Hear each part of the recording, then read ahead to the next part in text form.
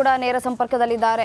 ವೀರೇಶ್ ನೇರ ಸಂಪರ್ಕದಲ್ಲಿದ್ದಾರೆ. ಎಸೇನು ವೀರೇಶ್, ಒಂದ್ ಕಡೆ ನಾಗೇಂದ್ರಗೆ ಬಂಧನ ಆಗುವಂತಹ ಸಂಕಷ್ಟ ಎದುರಾಗ್ತಾ ಇದ್ರೆ, ಢವಢವ ಶುರುವಾಗ್ತಾ ಇದ್ರೆ, ಮತ್ತೊಂದು ಕಡೆ ಅವರ ಆಪ್ತರಿಗೂ ಕೂಡ ಈಗಾಗಲೇ ಇಡಿ ಅಧಿಕಾರಿಗಳು ನೋಟಿಸ್ ಕೊಟ್ಟಿದ್ದಾರೆ. ಇನ್ನು 4ವರಿಗೂ ಕೂಡ ನೋಟಿಸ್ ಕೊಟ್ಟಿರೋದು ಅವರೆಲ್ಲರಿಗೂ ಕೂಡ ತಲುಪಿದ್ಯಾ? ಅವರೆಲ್ಲರೂ ಕೂಡ ಇವತ್ತು ವಿಚಾರಣೆಗೆ ಹಾಜರಾಗ್ತಾರಾ ಅಂತ?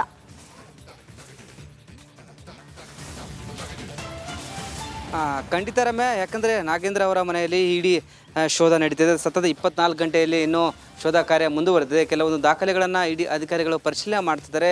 ಮತ್ತೊಂದು ಕಡೆ ಅವರ ಆಪ್ತರಿಗೆ ಸಹ ಏನೋ ಕೆಲವರಿಗೆ ನೋಟಿಸ್ ನೀಡಿದ್ದಾರೆ. ಅಂದರೆ ಈ ಒಂದು ಹಗರಣದಲ್ಲಿ ಅವರು ಸಹ ಭಾಗಿ ಆಗಿರ್ಬೋದಾ, ಅವರು ಅಕೌಂಟಿಗೆ ಹಣ ಹೋಗಿರ್ಬೋದಾ ಎಂಬುದು ಇಡಿ ಅಧಿಕಾರಿಗಳಿಗೆ ಮಾಹಿತಿ ಲಭ್ಯವಾಗಿದೆ. ಹೀಗಾಗಿ ಅವರ ಆಪ್ತರಿಗೆ, ನಾಗೇಂದ್ರ ಅವರ ಆಪ್ತರಿಗೆ ಸಹ ಏನೋ ನೋಟಿಸ್ ನೀಡಿದ್ದಾರೆ. ಅದಲ್ಲದೆ PA ಹರೀಶ್ ಅವರ ನಿನ್ನೆ ತಡರಾತ್ರಿ ಕರೆದುಕೊಂಡು ಬಂದು ಅವರು ಸಹ ವಿಚಾರಣೆ ಮಾಡಿದ್ದಾರೆ. ಬ್ಯಾಂಕ್ ಅಧಿಕಾರಿಗಳನ್ನು ಕರೆದು ತಂದು ವಿಚಾರಣೆ ಮಾಡಿದ್ದಾರೆ. 1 to 1 ಏನೋ ವಿಚಾರಿಸಿದ್ದಾರೆ. ಕೆಲವೊಂದು ದಾಖಲೆಯನ್ನು ಇಟ್ಟುಕೊಂಡು ಪ್ರಶ್ನೆಯನ್ನು ಕೇಳಿದ್ದಾರೆ.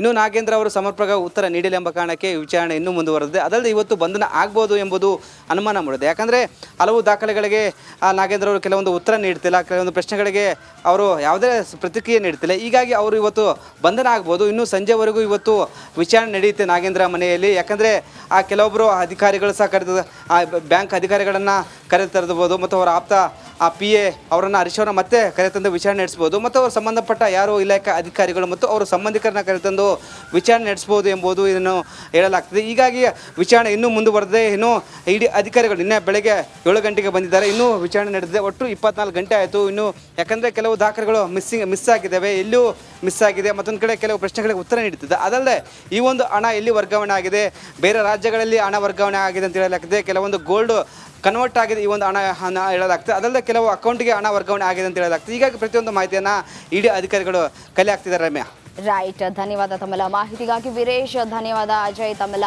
ಮಾಹಿತಿಗಾಗಿ. ಕಳೆದ 24 ಗಂಟೆಗಳಿಂದಲೂ ಕೂಡ ಒಂದು ಕಡೆ ಶೋಧ ಕಾರ್ಯವನ್ನ ಕೂಡ ನಡೆಸಲಾಗ್ತಾ ಇದೆ. ಇಡಿ ಅಧಿಕಾರಿಗಳು ಕೇಳುವಂತಹ ಪ್ರಶ್ನೆಗಳಿಗೆ ಉತ್ತರವನ್ನ ನೀಡೋದಕ್ಕೆ ನಾಗೇಂದ್ರ ಒಂದು ಕಡೆ ಒಂದೊಂದು ಪ್ರಶ್ನೆಗಳಿಗೂ ಕೂಡ ಮೌನವನ್ನ ತಾಳ್ತಾ ಇದ್ದಾರೆ. ಸರಿಯಾಗಿ ರಿಯಾಕ್ಟ್ ಮಾಡ್ತಾ ಇಲ್ಲ ಅನ್ನುವಂತಹ ಡೀಟೇಲ್ಸ್ಗಳು ಕೂಡ ಲಭ್ಯ ಆಗ್ತಾ ಇರುವಂಥದ್ದು. ಒಂದಷ್ಟು ಮಹತ್ವದ ದಾಖಲೆಗಳನ್ನ ಅವರ ಮುಂದೆ ಇಟ್ಟು ಒಂದಷ್ಟು ಪ್ರಶ್ನೆಗಳನ್ನ ಕೂಡ ಮಾಡ್ತಾ ಇದ್ದಾರೆ ಇಡಿ ಅಧಿಕಾರಿಗಳು.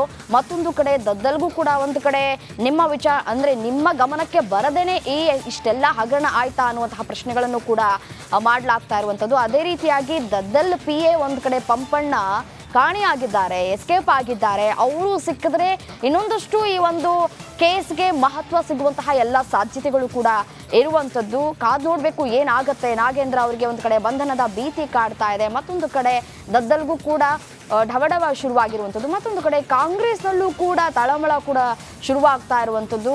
ಈ ಒಂದು ಹಗರಣ ಎಲ್ಲಿ CM ಕುತ್ತಿಗೆಗೆ ಬರುತ್ತಾ ಅನ್ನುವಂತಹ ಪ್ರಶ್ನೆಗಳು ಕೂಡ ಇಲ್ಲಿ ವ್ಯಕ್ತವಾಗ್ತಾ ಇರುವಂಥದ್ದು.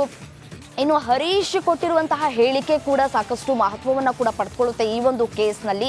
ನಿನ್ನೆ ಸತತ 7 ಗಂಟೆಗಳ ಕಾಲ ಒಂದು ಕಡೆ ವಿಚಾರಣೆಗೂ ಕೂಡ ನಡೆಸಿದ್ದಾರೆ. ಹರೀಶ್ ಕೊಟ್ಟಿರುವಂತಹ ಹೇಳಿಕೆ ಯಾವ ರೀತಿಯಾಗಿದೆ, ಆ ಒಂದು ಹೇಳಿಕೆಯ ಆಧಾರದ ಮೇಲೆ ಮತ್ತೊಂದು ಕಡೆ ನಾಗೇಂದ್ರ ಅವರ ಪ್ರಶ್ನೆ ಮಾಡಿದಂತಹ ಸಂದರ್ಭದಲ್ಲಿ ಅವರು ಯಾವ ರೀತಿಯಾಗಿ ರಿಯಾಕ್ಟ್ ಮಾಡ್ತಾರೆ ಅನ್ನೋದು ಪ್ರಶ್ನೆ ಆಗಿದೆ. ರಾಜ್ಯದ 9 ಜಿಲ್ಲೆಗಳಲ್ಲಿ ಲೋಕಾಯುಕ್ತ ಅಧಿಕಾರಿಗಳು ದಾಳಿ ನಡೆಸಿದ್ದಾರೆ. ರಾಜ್ಯದಲ್ಲಿ 9 ಜಿಲ್ಲೆಗಳ 56 ಕಡೆ ಲೋಕಾಯುಕ್ತ ದಾಳಿ ನಡೆಸಿದೆ. ಲೋಕಾಯುಕ್ತ ಅಧಿಕಾರಿಗಳು ಒಂದು ಕಡೆ ಫೀಲ್ಡ್ಗೆ ಇಳಿದಿದ್ದಾರೆ. ದಾಳಿಯನ್ನ ನಡೆಸಿ ಮಹತ್ವದ ದಾಖಲೆಗಳನ್ನ ಕೂಡ ಕಲೆ ಹಾಕ್ತಾ ಇದ್ದಾರೆ. ಬೆಳಗ್ಗೆ ರಾಜ್ಯದ 9 ಜಿಲ್ಲೆಗಳಲ್ಲಿ ಲೋಕಾಯುಕ್ತ ಅಧಿಕಾರಿಗಳು ದಾಳಿಯನ್ನ ನಡೆಸಿದ್ದಾರೆ. ಎಲ್ಲೆಲ್ಲಿ ದಾಳಿ ಆಯ್ತು ಅನ್ನೋದರ ಕುರಿತು ಡೀಟೇಲ್ಸ್ ಅನ್ನ ಕೂಡ ನಾವು ನೀಡ್ತಾ ಹೋಗ್ತೀವಿ. ಒಟ್ಟು 9 ಜಿಲ್ಲೆಗಳಲ್ಲಿ ಲೋಕಾಯುಕ್ತ ಅಧಿಕಾರಿಗಳು ದಾಳಿಯನ್ನ ನಡೆಸಿದ್ದಾರೆ. ಭ್ರಷ್ಟ ಅಧಿಕಾರಿಗಳ ಮನೆ ಮೇಲೆ ಲೋಕಾಯುಕ್ತ ಅಧಿಕಾರಿಗಳು ದಾಳಿಯನ್ನ ನಡೆಸಿರುವಂತದ್ದು. ರಾಜ್ಯದ 9 ಜಿಲ್ಲೆಗಳ 56 ಕಡೆ ಲೋಕಾಯುಕ್ತ ಅಧಿಕಾರಿಗಳು ದಾಳಿ ನಡೆಸಿದ್ದಾರೆ. ಭ್ರಷ್ಟ ಅಧಿಕಾರಿಗಳ ಮನೆ ಮೇಲೆ ಲೋಕಾಯುಕ್ತ ದಾಳಿಯಾಗಿದೆ. ನೋಡಿ, ಕಲಬುರಗಿ, ಮಂಡ್ಯ, ಚಿತ್ರದುರ್ಗ, ಧಾರವಾಡದಲ್ಲಿ ದಾಳಿಯಾಗಿದೆ. ಬೆಳಗಾವಿ, ದಾವಣಗೆರೆ, ಕೋಲಾರ, ಮೈಸೂರಿನಲ್ಲಿ ಶೋಧ ಕಾರ್ಯವನ್ನ ನಡೆಸಲಾಗ್ತಾ ಇದೆ. ಹಾಸನ, ಚಿತ್ರದುರ್ಗದಲ್ಲೂ ಲೋಕಾಯುಕ್ತ ಅಧಿಕಾರಿಗಳು ರೇಡ್ ಮಾಡಿದ್ದಾರೆ. ರಾಜ್ಯದ 9 ಜಿಲ್ಲೆಗಳಲ್ಲಿ ಲೋಕಾಯುಕ್ತ ಅಧಿಕಾರಿಗಳು ದಾಳಿಯನ್ನ ನಡೆಸಿರುವಂತದ್ದು. ಭ್ರಷ್ಟ ಅಧಿಕಾರಿಗಳ ಮನೆ ಕಚೇರಿಯ ಮೇಲೆ ಲೋಕಾಯುಕ್ತ ಅಧಿಕಾರಿಗಳು ದಾಳಿಯನ್ನ ನಡೆಸಿರುವಂತದ್ದು. ಇದೇ ವಿಚಾರಕ್ಕೆ ಸಂಬಂಧಪಟ್ಟಂತೆ ಮತ್ತಷ್ಟು ಡೀಟೇಲ್ಸ್ ಕೊಡ್ತಾ ಹೋಗ್ತಾರೆ ನನ್ನ ಕಲೀಗ್ ನಾಗರಾಜ್ ಫೋನ್ ಸಂಪರ್ಕದಲ್ಲಿದ್ದಾರೆ. ಎಸ್ಎನು ನಾಗರಾಜ್, ಲೋಕಾಯುಕ್ತ ಅಧಿಕಾರಿಗಳು ಒಟ್ಟು 9 ಕಡೆ ದಾಳಿಯನ್ನ ನಡೆಸಿದ್ದಾರೆ. ಇನ್ನು ಈ ಒಂದು ರೇಡ್ ಆಗಿರೋದು ಮುಂಚೆನೇ ಕೂಡ ಅವರಿಗೆ ಮಾಹಿತಿ ಇತ್ತ, ಯಾರ್ಯಾರ ಮನೆ ಮೇಲೆ ರೇಡ್ ಆಗಿದೆ ಅನ್ನೋದ್ರ ಕುರಿತು ಡೀಟೇಲ್ಸ್ ಕೊಡ್ಬೋದಾ? ಖಂಡಿತ ರಮ್ಯಾ, ಏನು ಬೆಳ್ಳಂಬೆಳಗ್ಗೆ ಲೋಕಾಯುಕ್ತ ಅಧಿಕಾರಿಗಳು ಭ್ರಷ್ಟ ಅಧಿಕಾರಿಗಳಿಗೆ ಒಂದು ಬಿಸಿ ಮುಟ್ಟಿಸಿರ್ತಕ್ಕಂಥದ್ದು. ಏನು ರಾಜ್ಯಾದ್ಯಂತ 9 ಜಿಲ್ಲೆಗಳ ಒಟ್ಟು 56 ಕಡೆ ಏಕಕಾಲಕ್ಕೆ ದಾಳಿಯನ್ನ ಮಾಡಿರ್ತಕ್ಕಂಥದ್ದು. ಇದರಲ್ಲಿ ಸಾಕಷ್ಟು ಜನ ಏನು ರೆವಿನ್ಯೂ ಆಫೀಸರ್ಸ್ ಇದ್ದಾರೆ, ಜೊತೆಗೆ ಸರ್ಕಾರಿ ಇಲಾಖೆ, ವಿವಿಧ ಇಲಾಖೆಗಳಿಗೆ ಸೇರಿದಂತ ಅಧಿಕಾರಿಗಳಿಗೆ ಸಂಬಂಧಿಸಿದಂತೆ ಅದರಲ್ಲೂ 2 ನಿವೃತ್ತರಾಗಿರ್ತಕ್ಕಂಥ ಸರ್ಕಾರಿ ಅಧಿಕಾರಿಗಳ ಮನೆಗಳ ಮೇಲೂ ಸಹ ಲೋಕಾಯುಕ್ತ ಅಧಿಕಾರಿಗಳು ದಾಳಿ ಮಾಡಿರ್ತಕ್ಕಂಥದ್ದು. ಇದು ಪ್ರಮುಖವಾಗಿ ಈ ಒಂದು ದಾಳಿ ಏನು ಅಕ್ರಮವಾಗಿ ಅವರ ಆದಾಯಕ್ಕಿಂತ ಜಾಸ್ತಿ ಒಂದು ಸಂಪತ್ತನ್ನ ಹೊಂದಿದ್ದಾರೆ, ಡಿಸ್ಅಪ್ರೋಪ್ರಿಯೇಟ್ ಅಸೆಟ್ ಅನ್ನ ಮಾಡಿದ್ದಾರೆ ಅನ್ನೋ ಕಾರಣಕ್ಕೆ ಈ ಒಂದು ದಾಳಿ ನಡೆದಿರ್ತಕ್ಕಂಥದ್ದು. ಪ್ರಮುಖವಾಗಿ ದಾವಣಗೆರೆಯಲ್ಲಿ 2 ಕಡೆ ದಾಳಿ ನಡೆದಿದ್ರೆ, ಇನ್ನುಳಿದಂತೆ ಎಲ್ಲ ಕಲಬುರಗಿ, ಜೊತೆಗೆ ಬೆಳಗಾವಿ, ಹಾಗೇನೆ ಕೋಲಾರ, ಮಂಡ್ಯ ಈ ಕಡೆ ಎಲ್ಲ ಸೇರಿ 9 ಜಿಲ್ಲೆಗಳಲ್ಲಿ ದಾಳಿಯನ್ನ ಮಾಡಿರ್ತಕ್ಕಂಥದ್ದು. 2 SP ಗಳ ನೇತೃತ್ವ ಜೊತೆಗೆ 11 ಪ್ರಕರಣಗಳು ದಾಖಲಾಗಿದ್ದು. ಈ 11 ಪ್ರಕರಣಗಳಿಗೆ ಸಂಬಂಧಿಸಿದಂತೆ ದಾಳಿ ಮುಂದುವರೆದಿರ್ತಕ್ಕಂಥದ್ದು. ಬೆಳಗ್ಗೆ 6 ಗಂಟೆಗೆ ಮೊದಲೇ ಒಂದು ಲೋಕಾಯುಕ್ತ ಅಧಿಕಾರಿಗಳು ಭ್ರಷ್ಟ ಅಧಿಕಾರಿಗಳ ಮನೆಗಳಿಗೆ ದಾಳಿಯನ್ನ ಮಾಡಿ ಪರಿಶೀಲನೆಯನ್ನ ಮಾಡ್ತಾ ಇರ್ತಕ್ಕಂಥದ್ದು. ಇನ್ನಷ್ಟೇ ಮಾಹಿತಿ ಸಿಗ್ಬೇಕು, ಯಾವ ಪ್ರಮಾಣದ ಆಸ್ತಿ ಪಾಸ್ತಿ ಅಥವಾ ಒಡವೆ ಚಿನ್ನ ಸಿಕ್ಕಿದೆ ಅನ್ನೋದನ್ನ.